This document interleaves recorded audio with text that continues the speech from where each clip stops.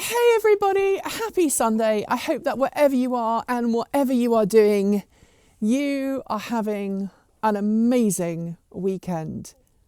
Before I get going with today's chicken and garden update, I do have some sad news to share with you all. River Song, that was her full name, our Labrador, passed away on Monday this week. She would be 12 years old this coming week. Her birthday was February the 29th, so she was a leap year baby, and she had all of the energy and all of the enthusiasm for life that a young lady who has only technically had a few birthdays would have. And it was a very, very difficult decision, but over the last couple of weeks, her enjoyment in life had been getting less and less.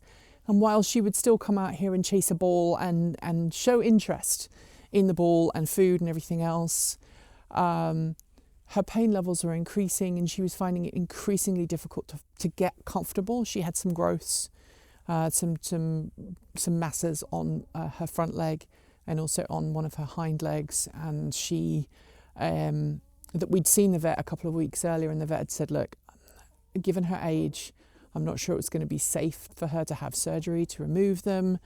They're so large, they'd grown so quickly that they might not be, she might not survive, and also they would impact her mobility, and she already had severe mobility issues because she got arthritis. So on Monday, unfortunately, she started coughing up some blood, and she'd been showing less and less interest in food. And so we went, no, even though she'd had a good day that day and she'd played with the ball in the morning, we made the very, very tough decision, and we took her to the vet. So we miss her dearly.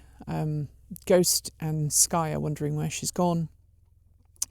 I think they know, because just before River went to the vets, Sky came up and checked on her to see if she was okay. And I think they knew she was in a lot of pain. I could see she was in a lot of pain. But at the end of the day, I think we have to be compassionate, and sometimes being compassionate is a tough decision. So anyway, I wanted to pass that on. I didn't want to obviously give you that at the end of the chicken and garden update. But may River rest in peace. She was the best little girl, the bestest of little girls. And her name, River Song, comes from the fact that the previous Labrador we had, Eddie, loved rivers. And while he was diabetic and blind when we adopted him, he still loved jumping in the rivers. Anyway, let's give you a bit of an update on what's going on in the garden here. So the thumbnail for today's video is, did I plant things too early? As you can see, the garlic's coming up wonderfully. 1, 2, 3, 4, some more in the middle here and some here. And this is lovely and insulated, and it's lovely and warm. It's the straw mulch. I've talked about that plenty on the channel before. But there's a storm coming. We're not entirely sure what it's going to look like. Some weather forecasters are saying, oh no, it's not going to be snow, it's going to be rain. It'll be snow over the Cascades. It'll be snow over the Coast Range. And we're not going to worry about low-level elevations. As many of you know, we are at 850 feet, and I've just watched a weather forecast that says, yeah, we think there's going to be inches of snow at elevations above 500 feet, so that would put us in the snow line. And then one even suggested we might get snow down into the valley floor, which could screw up the fact we're supposed to be filming a car review on Monday. So that's going to be very interesting. Anyway, I'm worried because all of these plants that have been in the ground might be affected by it. And I've also just seen that someone has been digging a blinking hole through there. So I don't even know if the seeds are still in the ground or not. Well, I guess we'll see. This is just where some of the broad beans were. So we'll have to see if the broad beans survived, or if they were dug up by a nefarious critter looking for some extra food. But I mean, I guess we'll find out, right? One of the challenges of gardening is playing that lottery and figuring out, will things grow will things not grow? Before I leave though, I do want to show you my raspberries are already ready. Look at this. These are some raspberry budding that's going on here, and I need to cut these all right back, so I'm going to need to do that. But given the fact that we could be getting some nasty weather, I don't want to cut open these and then expose that to the cold. So we'll have to wait and see. But as you can see, we do have some fresh growth coming in here, so got to make a decision pretty quickly as to what I'm going to do about that. I'm hopeful that the snow that's due next week doesn't actually happen, or it's very light, and that will then make it a whole lot easier for me to figure out what to do next. But hey, check this out. This is rare. I don't know if you can see. The moon is just coming up over there, and it is massive because it's close. It appears closer to the ground even though it's not. Optical illusions and all that. It looks amazing.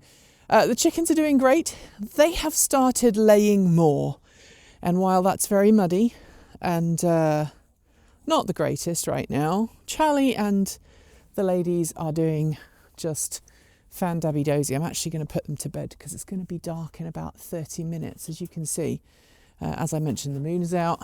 The sun is just about to disappear, and then it's bedtime for chickens. So let's put the chickens to bed. Come on, guys. In you go. You too, Charlie. Come on, baby. Good boy. And we're getting more and more eggs now that we're getting more daylight. Chickens need daylight to help them make the eggs, and it's really nice. We're having, the day I'm filming this is a Thursday, and tonight we're going to have Scotch eggs with eggs from the chickens, the Scotch eggs, and for the encasement, we're going to be using Impossible sausage meat. So that will be very, very tasty. I don't think we've got any more eggs in here. I already picked some up this morning, but let's have a quick look. Anyway, nope, no more eggs. We just had one today. A couple of days ago, I think we had 4. Kind of spotty at the moment. It will get better as the weather warms up and the chickens get happier. So what do you know? The front of the garden, though, things are really nice. My irises are starting to come up. My daffodils are starting to come up. Although the collies are jumping on not intentionally, but they're knocking down a lot of the daffodils. And that's not necessarily the best thing. The other thing I need to do is I need to figure out what I'm going to do with my greenhouse, because my greenhouse is let's put it like this. My greenhouse has it has not survived. So check this out. Yeah, I need to fix that, don't I? So anyway, I'm sure it will come back. We've got some more budding over here. Look at that. I think I need to cut this down a little bit. But yeah, we've actually got some lovely budding here. There's a chicken under there. I'm sure some of you remember. I buried one of my first chickens under there who managed to electrocute herself by getting tied up in an electric fence, which was not a smart move on her part.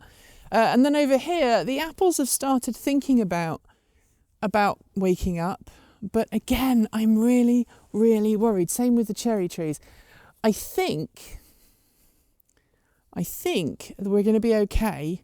And I think the cherry trees are not going to lose their fruit this year as long as the cold comes in the next few days. Today has been incredibly warm down in the valley. I think it hit mid-teens Celsius, 50, 60 Fahrenheit. So that's pretty good. But it's going to be cold. We're definitely going to get cold winds. We're definitely going to get cold weather. And I'm not sure what that's going to look like. Finally, for the update today, let's go and check on the parsnips. I know they haven't started to come up yet, but I always promise that I will show you how they're doing. If I'm panting a little bit more than normal, moving around, it is because my knee is not very happy today. As you know, I came off of my motorbike in November, And every time I think my knee is starting to feel better, it's not. So there you have it. That's the update. That's everything that's been going on. While I'm here, I'm going to throw a bone out to the gutters, which we did a couple of weeks ago. My lovely wife came up onto the roof with me. She doesn't like being on the roof. She doesn't like heights, but she did come up onto the roof to help me with the gutters because I was having a low blood pressure day and a silly heart day, and it wasn't safe for me to be on the roof on my own, so she came up and helped me, and we cleared the gutters. So at least that was a bonus this week. Because of all the rain we've been having, it's really helped to ensure that the gutters don't get clogged up and then cause damage to the house. So if you live in the Pacific Northwest and you haven't done your gutters yet from the winter, go do them safely, obviously. And I will see you next week. Thanks for joining me today. And if you've got thoughts, make sure you leave them below in our Discord chat room, or you can reach out to us on Mastodon. Thanks to the amazing list of people scrolling right by on your screen right now. They are some of the more than 1,500 people who help fund this channel every month through Patreon and YouTube, covering our bills, paying our team, and making sure that we can remain 100% independent.